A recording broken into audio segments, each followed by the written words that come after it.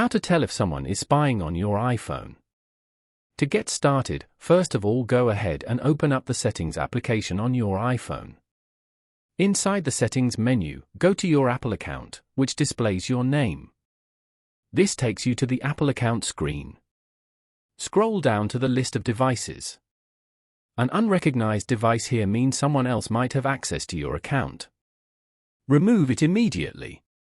Next, go back to Settings and scroll down to find and tap on Privacy and Security, then select Location Services. Review which apps can access your location. Make sure the main toggle is turned on. Tap on App Store and change the settings to Never. Now, return to your home screen and open up the Find My application.